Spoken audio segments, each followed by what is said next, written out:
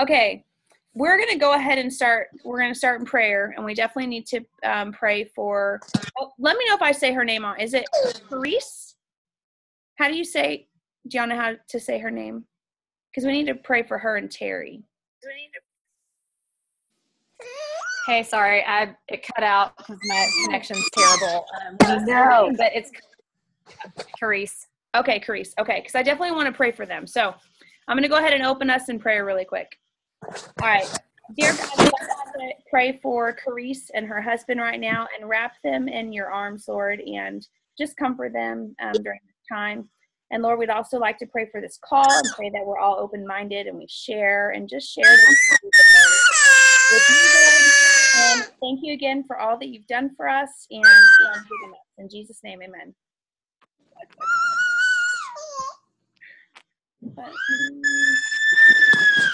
Look so much. Let me. How do trying to. There we go.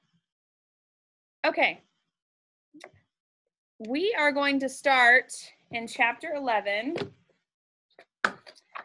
I don't know about you guys, but when you get to 15, you guys are going to be blown away. 15 is something I cannot wait. Now, we didn't even touch on 15 in my 12:30 class either, just because we got so wrapped up in other conversations with what we've been learning in the other chapters. So we're going to talk about 15 next week as well. So it works out. So we'll talk about chapter 15 next week anyway. And that one is going to be huge when you get to it, because it's all about goals and all about putting goals into our lives and every little detail. So it's going to be mind blowing for y'all, like it was for me. I'll probably go back and read it because it was really, really good. But chapter 11, let me go to it. Dun, dun, dun. Okay.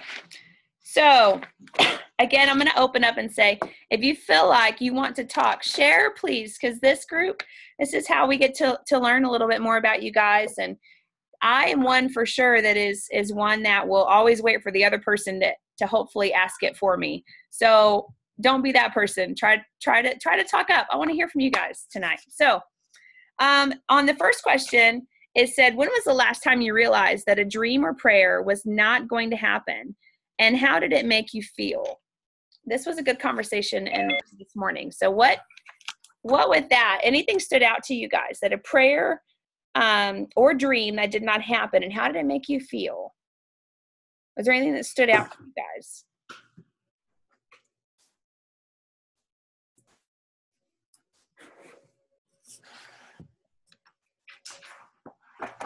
Anybody? Okay, so I'm Stephanie. Okay, so this was really big for me. Like, I had to stop reading and have a good cry and then try to start again. So I went into college, like, knowing that I was going to be a social worker. And I mean, I not only had an idea of what I wanted to do, I had a detailed plan of the kind of therapist I was going to be, what my office would look like.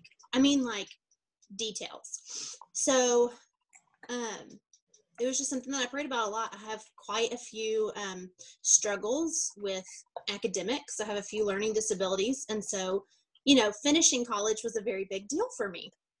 So I graduated, and I was about to take my test to go into grad school, and I found out I was pregnant, which should be this, like, wonderful, beautiful thing. And I was so angry because that was not my plan. That was not how it was supposed to work for me. That was not what I prayed for. Mm-hmm. And so it was very hard because I felt so guilty as a woman. I mean, gosh, I was 22, but I felt so guilty that I was angry, and I was so devastated that it meant I couldn't go to grad school right then. So, I still just, like, pushed and pushed. Okay, well, I'll go to grad school. So I kept praying about it, and, we had our baby, and he was perfect, and I was happy. And then I was ready to go to grad school, and I got pregnant again. And so I just was like, okay, God, what are you trying to tell me? Mm-hmm. And that was really hard for me because something that so many women want and some don't get, I was upset about. And I knew women that were having trouble having babies at that time that I was upset. And so it was just really hard and really confusing. And for a long time I was angry, but fast forward 8 years later, and I just am so, like, now that I can see the whole picture, it just all makes sense and where I am and what I'm doing. And I'm not doing social work. And I am so okay with that because I can see that it was all God's plan. That he did not only not answer my prayer, he shut the door on it completely. And so it was really hard. And there's still times that I still get sad about it because, I mean, we're human and that was my plan, but I don't know. It was a good shutting of the door. Mm-hmm. And I think he talks about that too, like how we plan and make all these plans for something. And God's like, nope, guess what? I have something different for you. And going and realizing that our plans might not be the way that we want them. And he always has, as like you said, as angry as we can get and everything, he always has a better plan or purpose for us. And we talked about that today, especially with me. Like, I went to school for graphic design. And when you get out of school, like, being in a design firm is what you go for. Like, that's the big deal. And like, I pushed so hard for that. I did whatever I could. And when you think of like a newspaper, that's like the worst job ever for a graphic designer. I mean, their graphics are horrible. It's a newspaper, it's dying, like stuff like that, right? Who got the job at the newspaper? Like, definitely not my plan. I was not happy.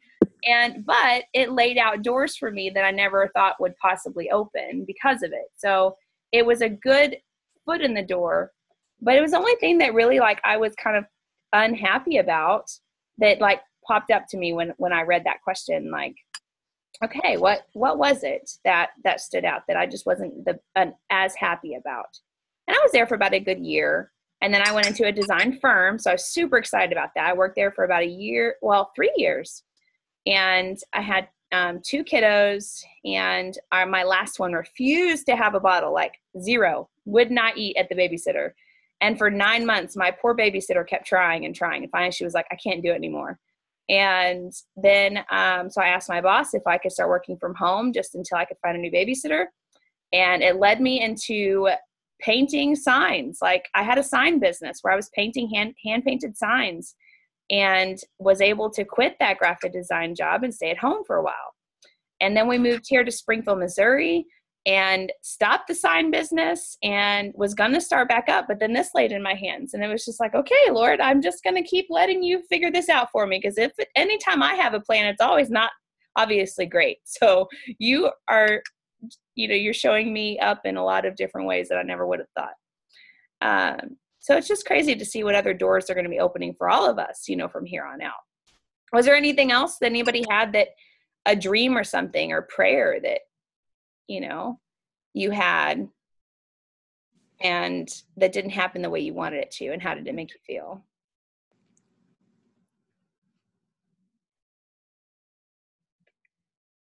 Nobody. It's all right. It's all right.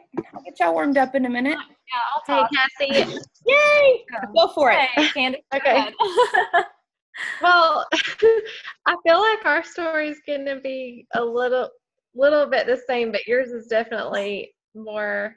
Are you going to talk about pregnancy? Yeah. Well, so yeah. So for me, when I was in my late 20s, we decided that we had been married for about 3 years and decided it was, time we wanted to go ahead and try to get pregnant. And we tried for a year on our own without success, and then ended up being referred to a fertility doctor and went through some testing, and we, did some different things. We, did some Clomid, fertility drugs, and then we also did an IUI, and that was unsuccessful. We found out that I had endometriosis, and I was going to need a surgery to remove that before we could go back in and do another IUI. And so it was just this long process, and 2.5 years of waiting, which, compared to some, I know that's not very long, but, in that 2.5 years, like, I mean, like, I was angry with God because, I mean, I just, knew people that were getting pregnant, that didn't even want to get pregnant, kind of like Stephanie's story.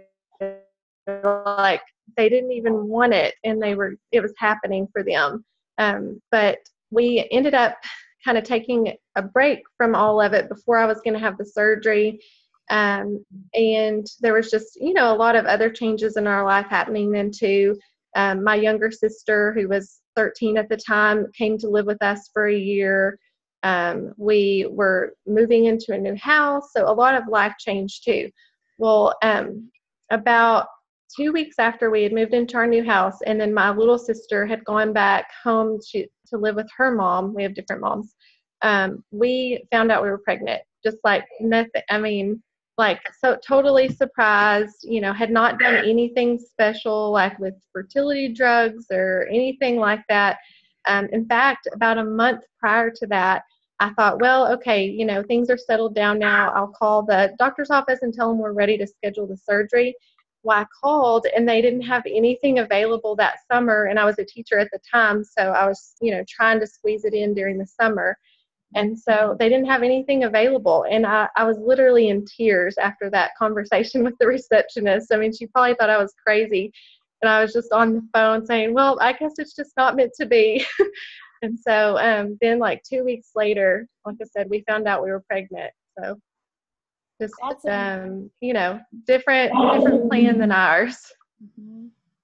That's an awesome plan, though. And I think that if we all knew what his plan was, we wouldn't be so angry during the process, Mm-hmm.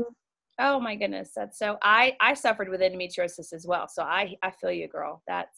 I had to have 2 surgeries, and I was going to have my third, and thankfully Plexus just landed in my lap. So I understand with that. Yeah, I haven't done anything since, after I had her, I took birth control for a little while, and then ended up getting on Plexus when she was about 6 months old. And I actually stopped taking my birth control just to cut out the synthetic hormones. Not that we're trying to get pregnant. I'm not taking it anymore. And it really hasn't been bad. So, I mean, I don't know, maybe it's Plexus. I don't know. I haven't really done a whole lot of research on that side of it, but it really hasn't been bad. That is awesome. How long have you been taking the products? I guess this month actually makes 2 years. Wow. So. That's amazing. Mm-hmm. Are you for me, my icing on the cake was the triplex with the X Factor Plus, or X Factor, before the Plus came out, but that helped me tremendously. Yeah. Yeah, that's what I take too. Awesome. So those 4 for sure. All right, Courtney, what were you going to say? Yeah, our stories are really similar. And I'm going to go ahead and apologize for my lisp. I just got my retainer tonight. I got done with my clear correct. So I just bear with that. Don't even, I don't hear it. Oh, you'll hear it in a minute, I'm sure. But anyway, yeah, just really similar.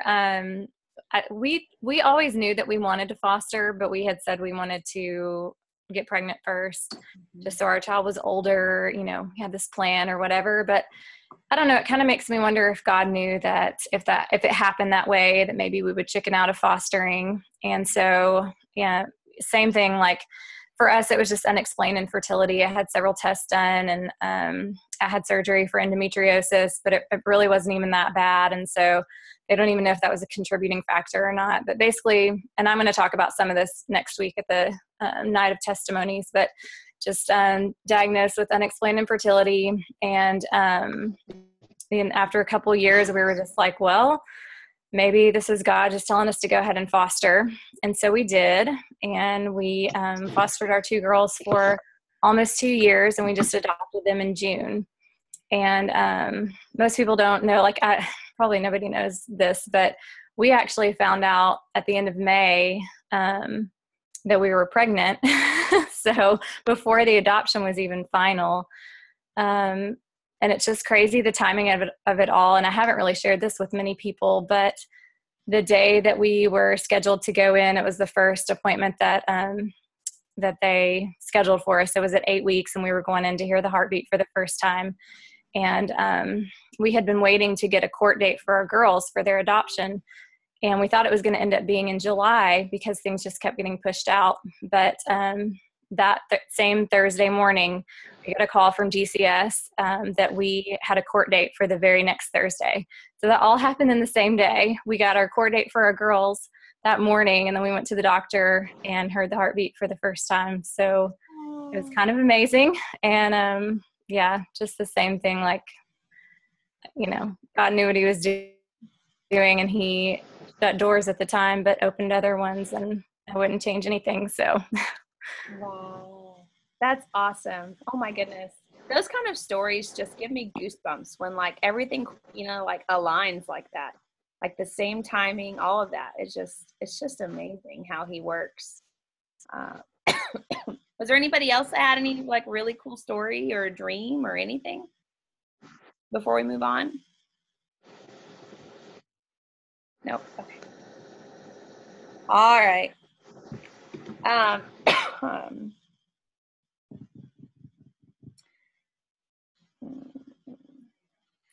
I'm going to share a couple things that I highlighted in 11 and see if there's anything that y'all highlighted or stood out to you guys in 11 really quick. On 124 at the top, it says he doesn't give you what you asked for. Do you trust that he has reasons beyond your reason? Do you trust that his plan is better than yours? And then in the middle it says, God, when the answer is no, you're likely to, or hang on, let me back up. If you can trust God when the answer is no, you're likely to give him praise when the answer is yes. You need to press in and press on. Praying hard is praying when it's hard to pray. And it says, what we perceive as unanswered prayers are often the greatest answers. And I think that correlates with exactly what y'all were talking about. I mean, it's sometimes that like, we just have to have faith that his plan is better, even though if we don't know his plan, that he's going to have a better path for us than what we think.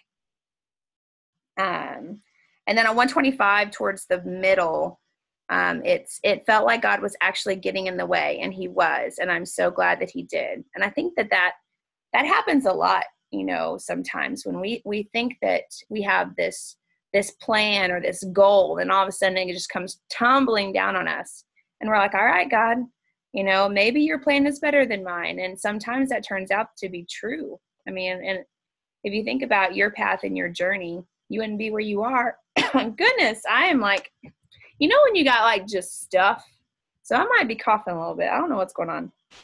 But when you have a plan, sometimes just God has different reasons and different things going on. And he always seems to work that way, even though if we don't like it. And I think that, like for me, I would have never realized I'd be where I'm at today, but I'm so grateful that he opened these crazy doors for me and is continually, opening these crazy doors for me, or I wouldn't be where I'm at today. Also on 11, on 128 in the middle, says, I'm so grateful that God doesn't answer all of my prayers. Who knows where I would be? But part of praying hard is persisting in prayer, even when you don't get the answer we want. It's choosing to believe that God has a better plan, and he does. And I think that when it says God doesn't answer all of our prayers, I think that's meaning like he doesn't answer them in the way that we want them to be answered. He's like, no, I just have a better plan for you. Your prayers always are going to be answered. They're just going to be different than what you want. Like if I'm wanting something like, I don't know, we want to, even though it happened, like, let's just say I want to buy land and live out in the country and da-da-da.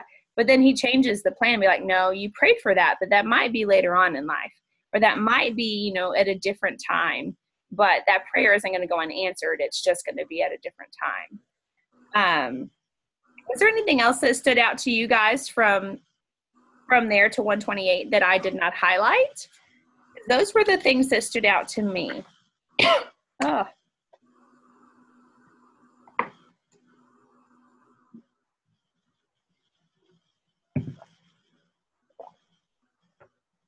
Anything, Renee? I see you thinking over there really hard.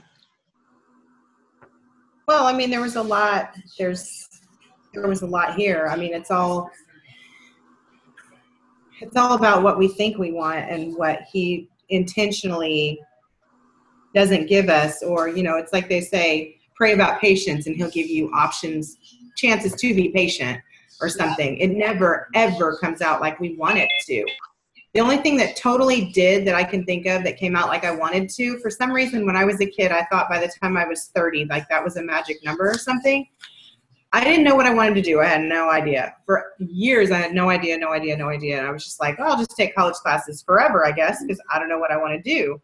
And then I was always like, I'd go back in journals and stuff, and it was like, oh, by the time I'm 30, just show me what I'm supposed to do so that by the time I'm 30, I'm doing it so that I can, work up to that or whatever. And it was 2 months shy of my 30th birthday when I got the job that I have right now. They didn't even want, that I didn't go to school for at the time. Like it wasn't even, but it was like, wow, this is why, okay, so I'm put here to help kids through what I went through myself. Awesome, thanks, whatever. So I can't really think of any time he said like flat out no, though. I don't know. I can't. Well, I mean, a couple of jobs that came up that I was like, oh, I'm perfect for that job. And he was like, no, you're not. I've got a better one for you. You just don't know it yet, So he kept me floating from remedial jobs, like waiting tables and stuff for a long, long, long time, always thinking I could do better. And he was just waiting for this position to open up. So. Yeah. And I think sometimes we don't even think about the things that he might have said no until somebody triggers it in our mind. Like with if everybody just keeps talking, we're like, oh yeah, I did have that moment. So I think that definitely happens with me a lot, where I'm just like, oh yeah, I forgot about that. Because I barely remember what happened yesterday, and it's just mom life. So for me, that one was kind of hard just to realize, but the only thing I could think of was that graphic design, wanting that, but it's just crazy how he works. And then now, Courtney, you're going to be doing testimony here soon. And it's funny because on 128, I talked about when I did mine, it says that currently isn't something I could have orchestrated, but when you follow in the footsteps of Jesus, you never know what door he may open. And when I said that at the night of the testimonies, because that's exactly, and so I starred that one because it was just like a deja vu moment, because I've been doing that with Plexus. He's been putting these footprints in front of me, and I've just finally allowed myself to follow them versus trying to figure out my own plan and just being like, all right, I'll do whatever you say. So I know that your testimony is going to be great because I can see you're following those you know what I mean? Just everybody on here is following these footprints, and it's just so great that, we're coming to Plexus for this, we're learning about this. And I love it. It's sometimes begrudgingly, but you just take the steps and, literally one foot in front of the other sometimes, but he knows what's best. So I agree. I think that the more things that we do, the easier it gets, and we're going to be praying for you on that. It's going to be great. Oh, thanks. And I was talking about, well, yes, that's one thing I wasn't necessarily ready to jump right into was Night of Testimonies either, but definitely with fostering, it was a scary thing to jump into. And with tons of things in life that we are like, I don't know if I really want to do that, but I feel like that's where God's calling me to go. So I guess I'm going to try. And I think that that's the difference, is us being willing to do it, You're like, okay. Let me see if there's anything else. Oh, I really liked where he talked about routine. It's on 131. We talked about this morning too. It said sometimes in the middle, it says sometimes you have to get out of your routine so God can speak to you in a non-routine way. And that definitely spoke to me because I felt like I needed to make a list and a routine of okay, I need to wake up and do, my devotional or read my Bible, all these things. But sometimes God can speak to us more out of routine. And that really spoke to me when it's not just a to-do list or something to check off. And what did you guys think about that? Did that speak to you guys too? Getting out of routine?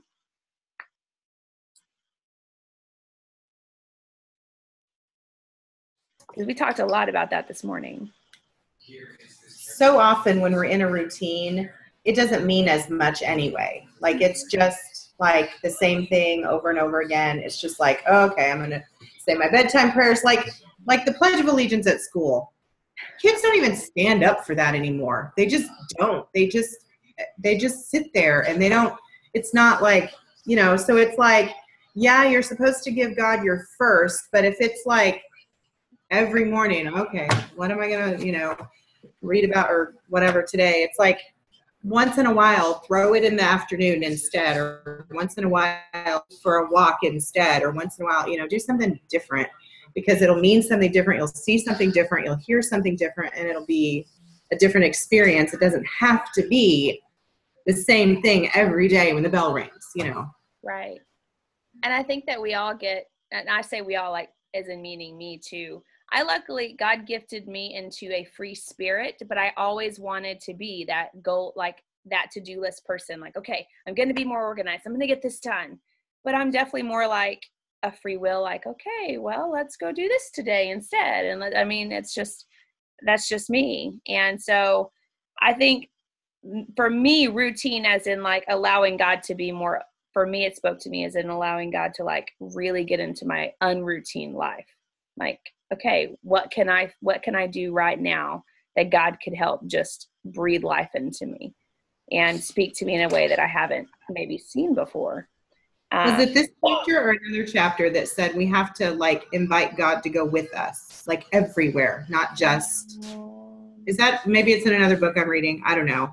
But it was one of those things where, you know, you're his daughter. He wants you to invite him places. He wants you to take him to mini golf with your kids, and he wants you to take him to work with you, and he wants, you know, all of this stuff. And it's like we always set him on the nightstand or leave him in the car or whatever. And it's like we're not letting him in to every aspect of our life, just the stuff we want him to help us with instead of the stuff that's like really good stuff anyway.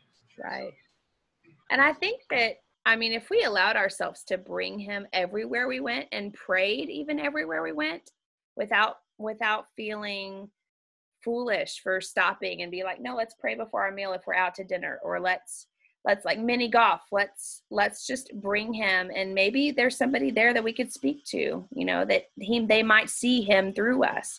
And I think that, like you said, like not leaving him on the nightstand or not shutting the door on him when you leave and lock it and be like, sorry, God, you're going to be done for just a little bit. We'll be back at 9, you know? I think allowing him, like you said, in every aspect can change so much of our day. And it talked about even making your bed, you know, during the morning and doing something little right when you start off. And I think that he talks about that too, like starting your day in prayer. And that's in 15, you know, and how it can just change your whole day and your whole goals, your whole business, your whole life, just starting off in prayer. But we'll get into that one later. I think that, let's see. I like that too, but let's see. On page 132 at the top, it says, we want God to part the Red Sea when the Egyptian army is still in Egypt. We want God to provide for our need before we even need it. But sometimes God waits, and then he waits longer. And then in the middle it says, sometimes God leads us to a place where we have nowhere to turn but to him. But our only option is to trust him. And then it says, praying hard is trusting that God will fight our battles for us. It's the way we take our hands off the challenges we face and put them into the hands of God Almighty. And he can handle them. The hard thing is keeping our hands off. That spoke to me like, oh my goodness, because there's so many aspects. Like you want to have even like a dip, like, Lord, can I please just, you know, you just want to get your fingers wet, like a little bit in what he's trying to tell you, but you got to keep it off. And I think that that really spoke to me. Was there anything else that y'all highlighted in 11 that just stood out to you? If not, we'll go to 12. And I might have to get some water. I highlighted right above what you just read. Yeah. all of us love miracles. We just don't like being in a situation that necessitates one. Oh, that is true. Yes. Oh my goodness.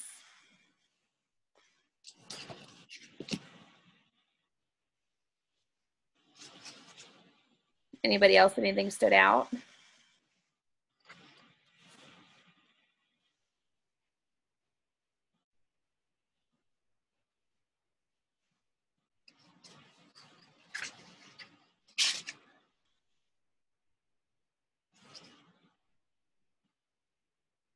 Hi. Hey! I can't read it because I have it on my iPad and I'm recording, but there was a part of it right above or right around that time.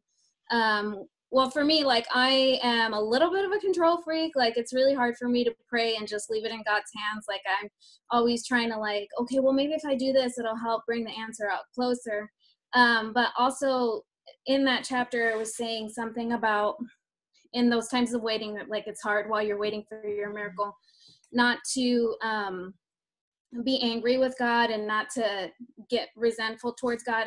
And for me, that was a really hard issue. Like I really have, there's a specific prayer that I've been praying for about 6 years, still haven't gotten the answer. And, you know, I've gone through those points of like, why, questioning, and then being angry, and now getting to the point where, okay, God, if your will is not to answer this prayer, maybe my prayer might not be your will, but just getting to that point where I'm not angry anymore with God and just leaving it in God's hand and knowing that no matter what, you know, he's still in control and he's still a good God. I mean, it took me years to get to that point.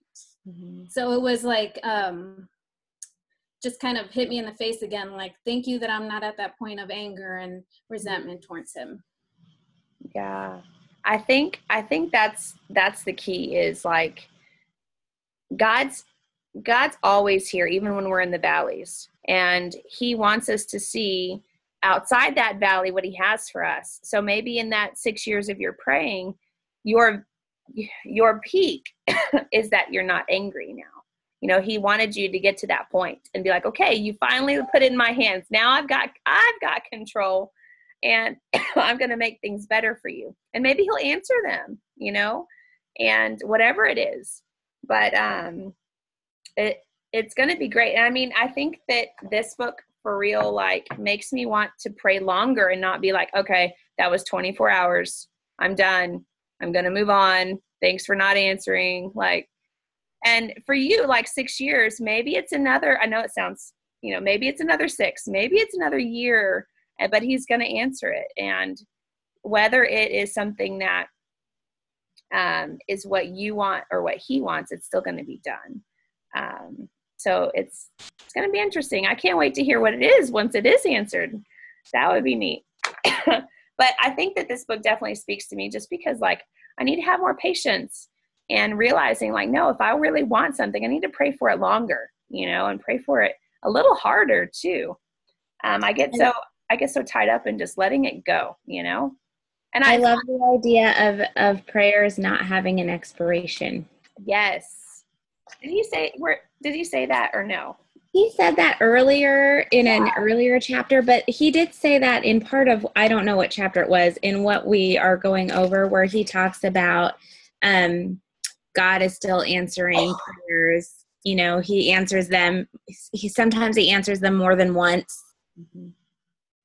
Yeah. I like in the earlier chapters, it was he always, like, there's a postmark, you know, there's always a date to it. We just have to be waiting for that mail to come in. Okay. Well, let's go on to 12 really quick. Well, I guess there's a part 3. So let's finish. There's a couple things I highlighted in that one, and I really liked 135 at the end. It says, each prayer is like a seed that gets planted in the ground. It disappears for a season, but it eventually bears fruit that blesses future generations. In fact, our prayers bear fruit forever. Even when we die, our prayers don't. Every prayer takes a life, an eternal life of its own. And I think that the same thing, like, we might pray it now, and it might be our grandkids that get the answer, you know, but there's going to be an answer to our prayer. And I thought that was really neat. And we talked about how, like, if you think about the dirty work it is to have like a garden, like we had our first garden this year and it did not go like I planned. I still have, I think, one plant trying to survive out there, but it takes a lot of work. And like it talks about right here, like every prayer is like a seed. You just have to cultivate it. You have to nurture it and not let it go. And you have to just build on it and know that it will bear fruit as long as you are trusting it and you are doing the work. And we talked about planting, like a garden, and everything that we have in our life. Like it takes time and effort. I mean, we can't, especially in Plexus, if you think of Plexus, like it takes time and effort to build your business. You can't just be like, I want to be diamond tomorrow. It's not going to happen. You've got to put in the work, but you can pray about it and it will bear fruit. It's just going to take time, and you just have to nourish it and know that it will come. Let's see.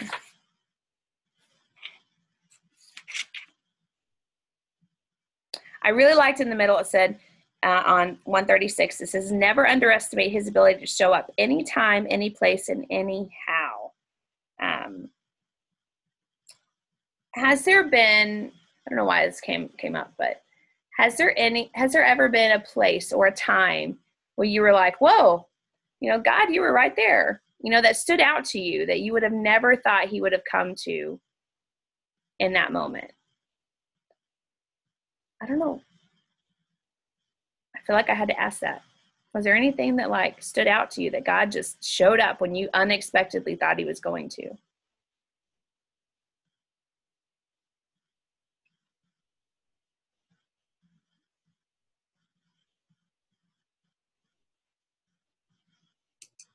Okay, I'll talk. So for those of you who were here the first week, I talked about how my mom was sick and died of cancer.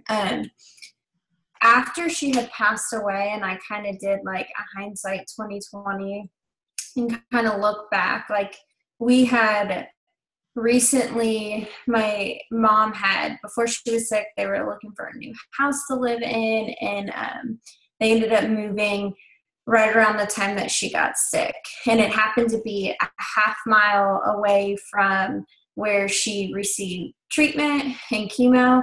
And it also was about a half-mile away from where the hospital was.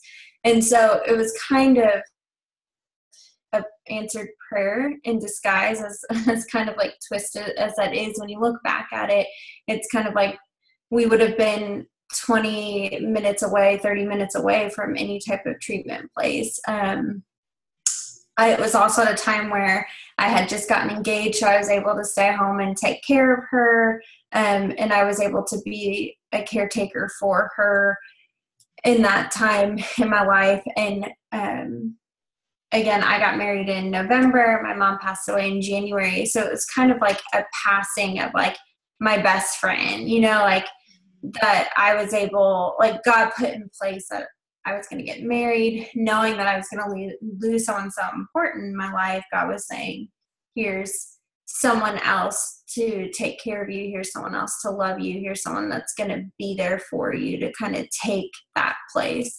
So, and there was like a lot of other things, like my mom got a dog, and like you think like the first like 2 months after she passed away, it was like that was like my dad's best friend for like a while. So there's just a lot of things where like you could see God's fingerprints within the situation of and I have very much my mom's spirit. My mom is very optimistic, and like instead of seeing it as something negative, and I told myself, and so did my mom, like we would never like question like why would this happen to me, and like my mom had the attitude of like, well, it's not fair, like Jesus didn't ask to die on the cross, why am I going to ask that I am dying of cancer? Like that was my mom's attitude. So like I made it a part for me going through that I was never going to question God, because who am I to question God no matter how horrible the situation might be. but looking back, you definitely see answered prayers and fingerprints all over. Even Andrea's dad was at getting cancer treatment at MD Anderson when my mom was there. So her sisters were actually, and she may have too, but I know her sisters were able to go see my mom when my mom was getting treatment in Houston. So it's like little things that God like put people there in your life to be an answered prayer and to be encouragement. And you don't really see it until you step back from the situation and look at it. So that is powerful.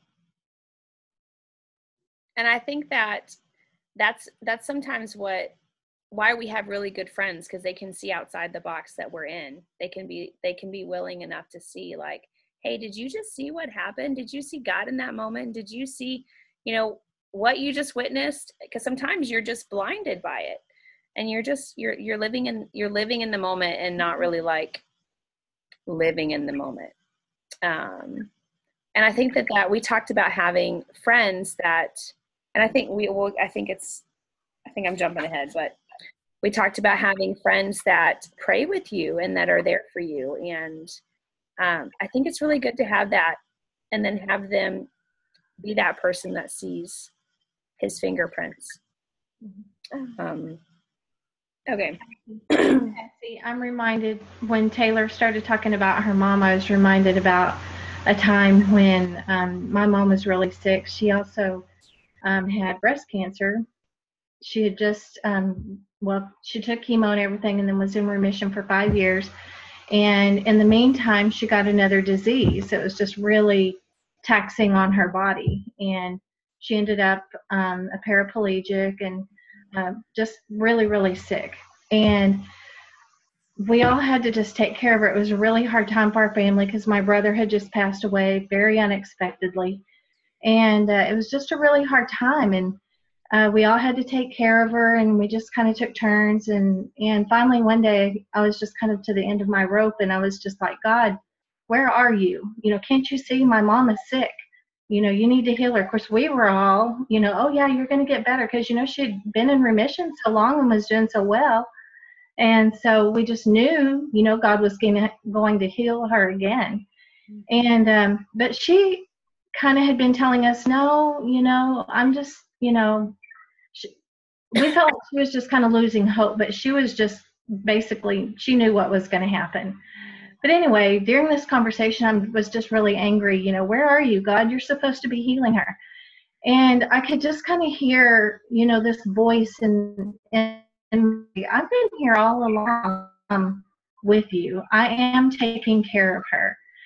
And I went, and the next time I was with her, I told her about this conversation, and I'm like, but I don't see his answer. He told me he's with us and that he's answering our prayers, but I don't see it. And she said, he is answering our prayers, because she pretty much had her timing down. I don't know how people that, are going to die soon, I don't know how she did it, but, she was getting everything in order, all of her affairs and everything, and, talking to us, and, just telling us things that she wanted to tell us, before she died and everything. And it took a while, but I finally did realize, that maybe that wasn't his answer, wasn't going to be to heal her. And, it ended up not being, but it was the most graceful time, after we all accepted that and figured out, that he wasn't going to heal her. It was almost the most precious time that we've ever all had with her. But I just think that it's interesting how, we think that God should, answer our prayers in a certain way. That's what we're praying for, and we continue to pray for it. But how all of a sudden, he just turns it around and to make us understand that wasn't what he was going to do. Yeah. So, and it was. Yeah, and I think that sometimes even if we circle a prayer, he's circling it with us, but it might not be the same circle he's making, and that's true. And also the big thing was she didn't want to die in the hospital. She wanted to die at home. And so, but every now and then she would get really sick, and she just had to go to the hospital until, hospice ended up coming in. But she would go to the hospital and the doctors would say, oh, y'all need to call in the family. She's not going to make it through the day or whatever. And she's like, I don't know what they're talking about. I'm dying at home. We just kind of laughed about it, after it was all over with. But she did. She knew, and she just knew, and she was like this with God. Let me just tell you, it was just an amazing time. It was a hard time, but it was really amazing. And once I got over the fact that God didn't answer prayer the way I wanted to begin with, I just can't explain the feeling that it is. So it was a good time. I wish y'all could have known her parents, because her parents were absolutely beautiful people and definitely touched my life in a way that I can't even describe. Carol, you're like your cousin, right? Like downline. I don't know what you'd call it. Your dad is my cousin, so yeah, we're family. But yeah. Her dad was my Uncle Leon. Like, he just always my Uncle Leon. And I just beautiful people. But they had this with God, and it's something that I think we all strive for. I definitely strive for. I want to be more. I want to be like his BFFFFF. I want to be like everything. And they definitely had that. Anybody else?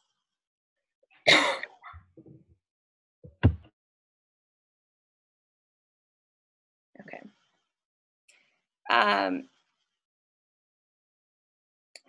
Where is it?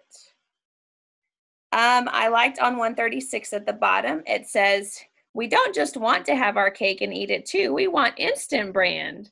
And that just stood out to me because it was so true. Because again, like I said earlier, like I pray for something and I'm like, all right, you didn't answer it. I'm good. Like, I want that instant, gratification to know, like, okay, he's listening. And that just stood out to me. And it said, we need the patience of the planter. It says, because we are surrounded by technologies that make our lives faster and easier, we tend to think about spiritual realities in those terms. It says we want our dreams to become reality overnight, but the key to dreaming big and praying hard is thinking long. And at the bottom of 137, it says, prayer doesn't just change circumstances. More important, it changes us. It enables us to see beyond our circumstances, beyond ourselves, and beyond time. And that is all I had for 11. So if anything else stood out to y'all, like, it was a good chapter. I think Taylor kept trying to talk Brown, because her mouth was moving but no sound was coming out. Oh! Taylor, do you want to try to talk? Yeah, Taylor, you're unmuted, but we can't hear you. Oh no! Boo! You got an idea? Okay, she's gonna, maybe? Okay. Well, I won't move too fast because I know I want her to talk. Goodness. Okay. Well, let's go to 12 really quick. 12 is really good too. The first question was, what personal prayer have you prayed the most? Is there anything that you've prayed the most? And obviously one person prayed for 6 years. So we know that prayer is her most prayer probably. But what's the prayer that you prayed for the most that stood out to you? If you want to share.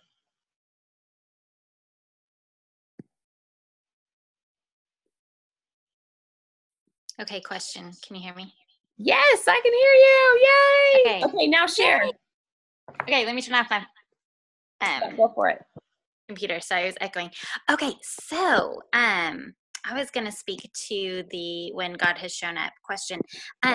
So not to be another one with a mom story, but my mom suddenly passed away in early 16, and that really just sent just waves through my life. And so I would describe the last year and a half as like a wilderness time, like just a lot of confusion. And that was not, I mean, that's huge. And that was not the only huge thing that went on that just really shook our lives. But it's been interesting because in that wilderness, in that space, it's like God has just shown up in huge ways, and I've been able to see his hand and his guidance in ways that I normally and in the past just haven't. And in answered prayers or just like refocusing direction in my life, and things like that. So it's been really interesting. And so what you mentioned about breaking routine in order for God to work or to hear God, I don't remember exactly how it was, but for me, the routine of my life, I'm a very structured, planned, and probably controlled type of personality. So like the routine of my life from childhood was set a goal, meet the goal, do the action, set a goal, meet the goal, do, all through college, career, everything. And then we just had several things that like, it didn't matter what my goal was, didn't matter how hard I tried, we just had no control. And it's like God broke the routine, not just my daily routine, but like the routine of my life. And then showed up huge. So it's just really interesting. Just wanted to share that. I'm sorry, I know we're not on that chapter anymore. No, you're fine. I think that this is what I want to happen. Like if there's something that stood out, I want everybody to speak. And I think that so does God. Like he wants us to just share, what he's doing with us and what he has done in our lives. So I really, really liked that. Was there anybody else that had moments like that just stood out that they just thought of and didn't share yet?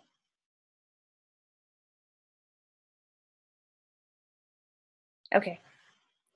Well, for 12, the question was, what personal prayer have you prayed the most?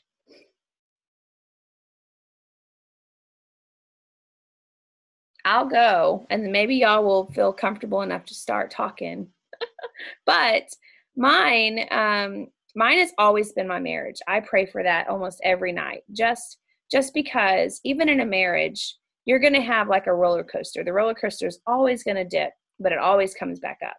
And I always just pray that we don't have as many dips that are deep, but that we just have a great marriage and one that's close to God, and that we just love on our kids in ways that he would want us to show them and to just nurture them. And that's the one thing that I always pray for is my marriage, because if my marriage is good, then my girls are going to be good and everything else is going to be good too. And my relationship with God as well. And that's just the one thing that stood out to me that I pray for a lot. What about you guys?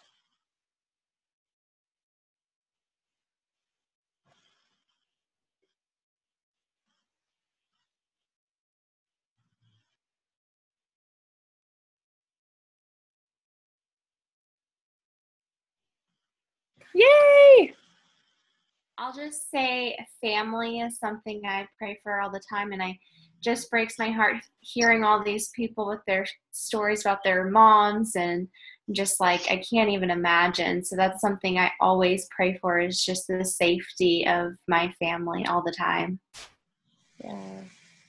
I think that I definitely pray that too, especially if my husband's gone or my dad leaves, to travel somewhere. And I always pray that they come back safe, because family is very close to me. And being able, obviously God has different timing, and what he wants is different what we want, but family is definitely something I pray for too. And their safety, like put them in a bubble for me, Lord, but anybody else?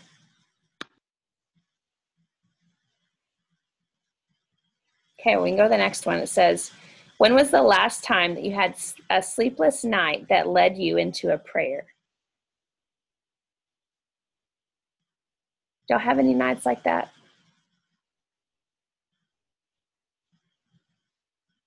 Hi. I actually have those, pre-plexus, I had those a lot. I had trouble sleeping, and so I'd be up at 3 a.m.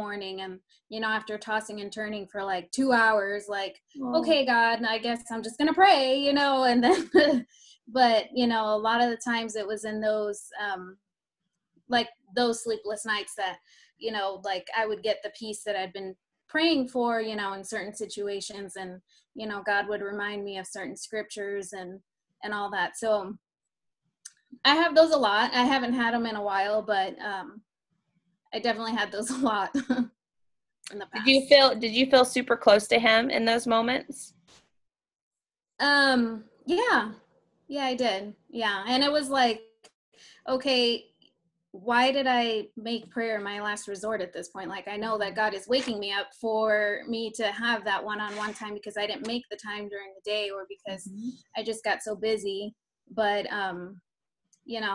lessons, I mean, I should have known at that point, like, okay, God, you're waking me up because you want to talk to me, because I didn't put that time aside to do it with you earlier. So. Yeah. I think it's those moments when he just wants us to see, like, okay, I'm going to keep you up for just a little bit longer to see if you come to me, or, oh, I'm going to lose your keys for another day to see if you come to me, to see if you'll help pray and you find them. Cause I do that now. I'm like, Lord, please help me find my keys. Cause I lose my keys all the time. And just little things. I've been better at trying to go to him. Instead of like, me angrily getting mad at myself, like, why did I do that again? Or why did I die? And instead of just taking it again to him and being like, all right, you got it. And I'm going to try to get better every day.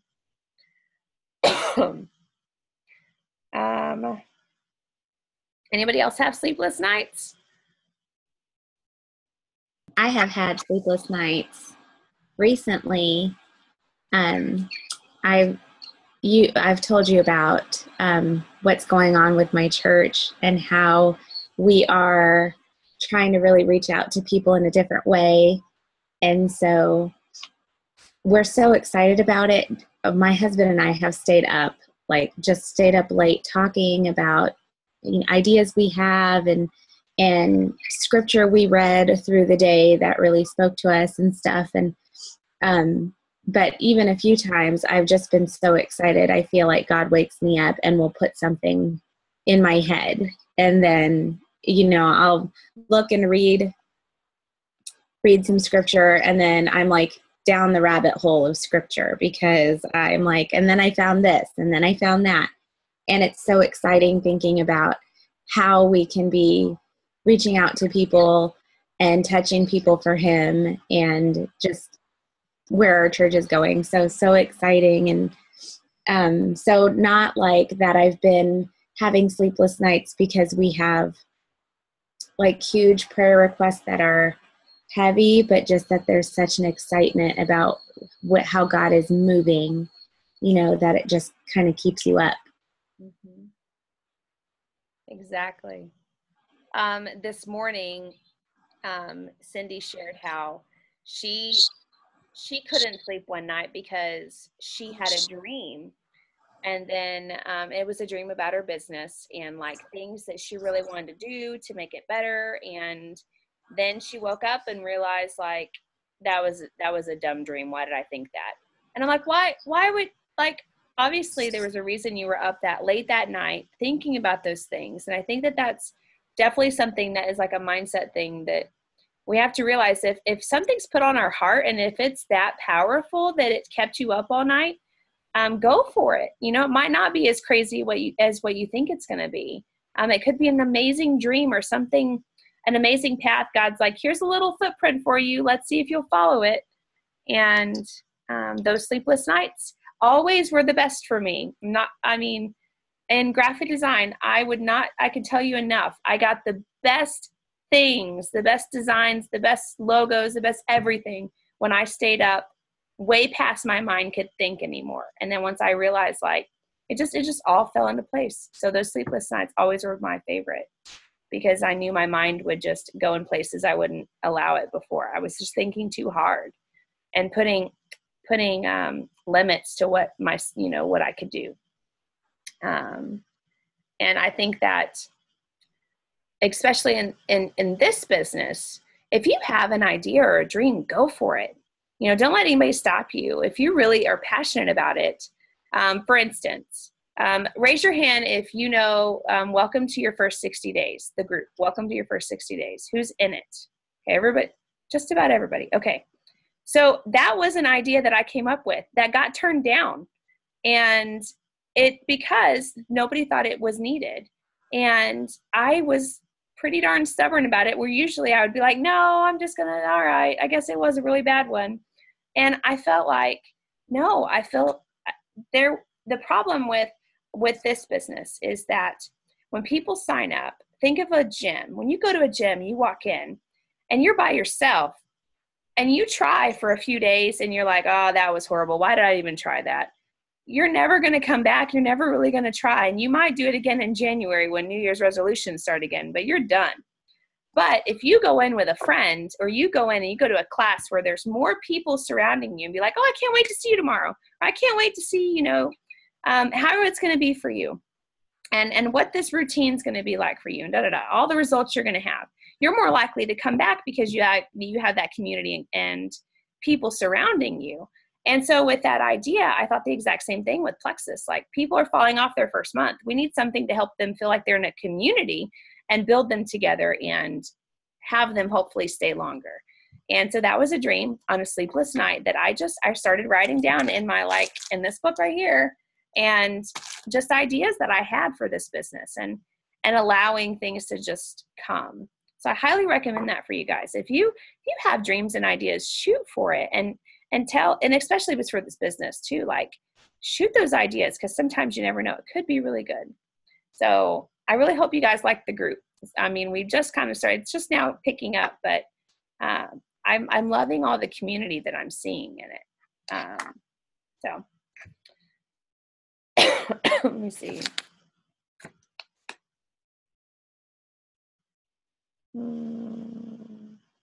We talked about this one this morning. How have you been the recipient of a prayer or prayers that have been prayed for you? Anything on that? Okay, I'm going to talk about this one. Yes. And then I've been waiting for this one, and then I have to go because I'm sick and tired. Well, I feel you. So, I mentioned earlier that I have some learning disabilities and stuff. And so, growing up, my mom would always go to, the women at our church would meet before the school year started, and they would pray over the teachers and principals and the kids going to school. And I was always really embarrassed that she would do that, because I thought, oh, she's only going because I'm just stupid. I mean, these were the thoughts that were in my head. And obviously that was totally from Satan. But, at the time I didn't know that. Anyway, so my mom started praying that when I went to kindergarten, praying that, just lots of different things. So she prayed for me all through high school and all through college for my education and for my self-esteem around my education. And I do not have a good relationship with my mother at all. And I will just tell you, having someone that you're not on good terms with pray for you. Now, because she's my mom, it's hard to explain, but to me, we're not friends. We don't, it's not good, but she prayed for me. I mean, for 19, however long, from kindergarten until I graduated.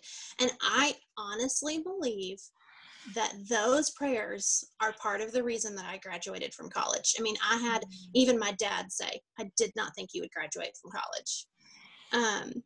And my dad was my biggest cheerleader, and he was the one he was like, I'm just surprised, and it was a celebration when I graduated. I mean, and not just graduation party, there were, tears and prayers, and it was just, I could tell, I could feel those prayers even far away from college. And so having someone pray for you that you don't necessarily is even, I'm having a really hard time explaining it without going into a lot of detail, but it changed my whole outlook on prayer. I mean, I have been an avid prayer. Like I make people uncomfortable because I just randomly start praying for them. Like in mid conversation, I like put my hands on them and just start praying. And I have a funny nickname at work for it. But I mean, my mom instilled that in me. There are some things that you will not get through prayer. So praying for other people has just been huge for me, even if it makes them uncomfortable, because feeling that prayer from someone else, I mean, it can change you. For sure. I think that God definitely gifts people with that, because that's something I always walk away. I'm like, why didn't I just pray with them? I said I'd pray for them. Why didn't I just stop and pray with them? You know what I mean? And I've been trying to get better at that. Just be ready. If you do it, it will be uncomfortable. Yeah. Oh no, I know. I've done it like once or twice, and it definitely is, because my background, it's not something that we just pray out loud kind of stuff. It's always like, I don't know. I grew up like old Church of Christ, which I'm not that now. Like I'm still Church of Christ, but like it's just polar opposite than what I grew up with. And that just wasn't something that we did. And it was like kind of an unspoken thing. And like raising your hands or anything like that, it just, to me, it was uncomfortable because that's not what I was grown up to be in. And so I am trying to grow out of that, as in the fact, like praying for people. When I'm saying I'm going to pray for you, like I want to pray for you. Like I need to get out of my comfort zone and do something different, because I know God is going to breathe into me differently, you know, and pushing me past those fears that are dumb. I mean, let's be honest. I just realized what time it was. Oh my goodness. And, you know, well, that's great, because we didn't get to 15 anyway, or 14, but I can talk really quickly. Let's do 12 really quick. Well, I'll do this. What question stood out to you that you would like to talk about in 12 or 13? We'll do it that way really quick. Or what stood out to you in 12 or 13?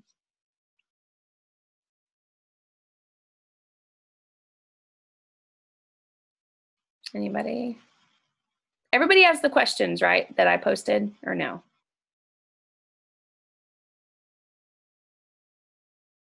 Or something to that. It's okay. Well, then what I'll do is I'll go quickly with some that maybe stood out.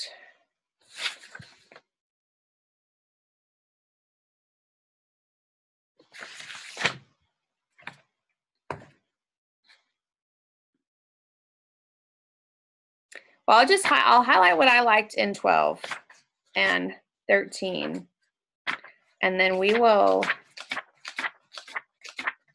goodness. This is so good though. Okay, how many has time for like 5 more minutes? Does everybody have 5 more minutes? Okay. I'll just go quickly.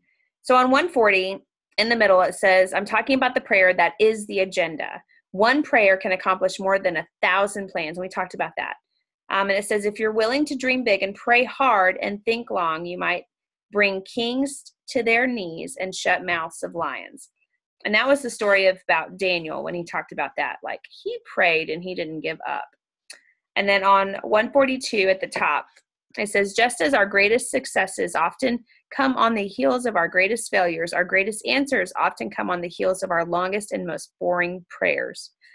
And I think that needs to be something that I definitely work on, is like I always feel like my prayers are better when they're boring and I'm not trying to be eloquent and have these wonderful words. And when I'm just like literally talking to my best friend, and the most boring ones are my favorite because I just feel closer to him. Down at the bottom, 142, it says, but sleepless nights are often define our lives. If you're going to bring kings to their knees or shut the mouths of lions, sometimes you need to pull an all-nighter. And then I really highlighted that if you snooze, you lose, because I press snooze a lot and I like sleep. I like 5 more minutes. And all I could think about after reading that was like, but I could take that 5 minutes and really do something better. You know, I mean, sleep is great and I need it, but 5 minutes, I could be literally doing my devotional. I have a First 5 app and I love it. And that's something I share, you know, and I do all the time, or try to, but I've been pressing snooze a lot lately. Oh, okay. Sorry, I was catching up on the chat. I just saw it. Let's see. So Candace, no worries. Well, then what I'll do, okay, who has read to chapter 13? Okay, a couple of people. Okay. I will. Well, then some of you are going to get double dipped, and it's going to be great because you're really going to like it the second time, or when you hear it again. So, let's see. On 144, and I think everybody can attest to this. I sure can. We won't remember the things that come easy. We'll remember the things that come hard. And I mean, how often is that when we pray, and if we're praying for something that is just minute, and we don't really put in the effort, you know, it's easily forgotten. But the things that we really circle around and really put all effort into, that's the ones that we're going to remember. And that's the ones that are going to be changing not only our lives, but possibly others. And that's the same with this business, that, you know, if you put in the effort, great things are going to come, but there can be some hard work, and just pushing through with that.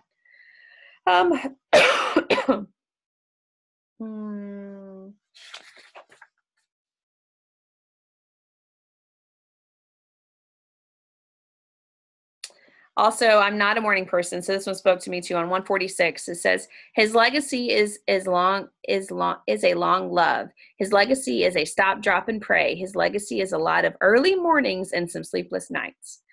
And I think that's so true. Like sometimes, even Les Brown talked about that. Who went to convention? Did y'all go to convention? Okay, some of y'all did.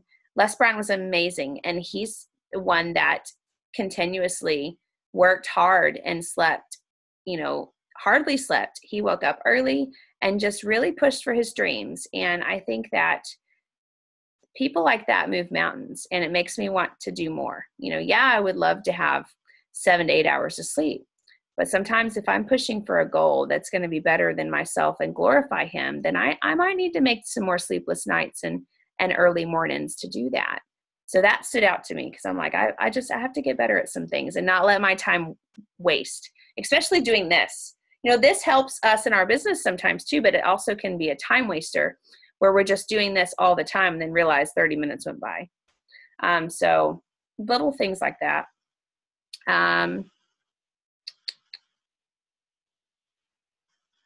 We talked about the boring prayers.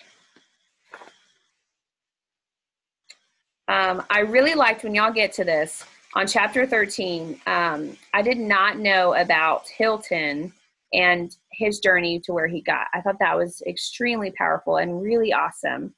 And it said that Hilton worked like it depended on him and prayed like it depended on God. Then his persistence paid off. It says, in the circle of successful living, prayer is the hub that holds the wheel together. Without our contact with God, we are nothing. With it, we are a little lower than angels, crowned with glory and honor. And it says, when you dream big, pray hard, and think long, you know your time will eventually come.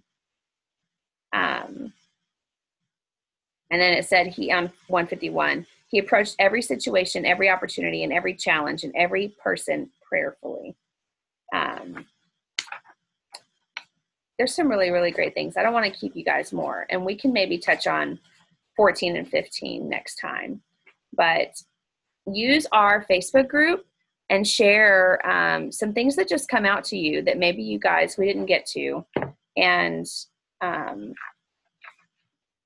because I think that that's where a lot of things open up for some of us, when we feel more open and being able to share like that. A lot of powerful things can happen. So I cannot wait. I'm going to be sharing some of the things that stood out to me in those chapters. And I encourage you guys to do a little bit of homework and do that too. Because I cannot wait to hear what stories or what you got out of those chapters, if you've read them. If you don't, when you do, please share them. And then 15 is just going to be amazing. I cannot wait for next week. And I'm going to try and get better at not waiting until last night and today to read all of those chapters because that was crazy, but it was so good. But I mean, these last chapters are so short. It should take no time to get through. So I'm excited. Thank you guys for staying. You guys are awesome. And I cannot wait to see what this book keeps doing for you guys. So hope you have an awesome night. Get a couple little sleepless nights and dream big, right? And wake up early. All right. See y'all later. Bye, guys.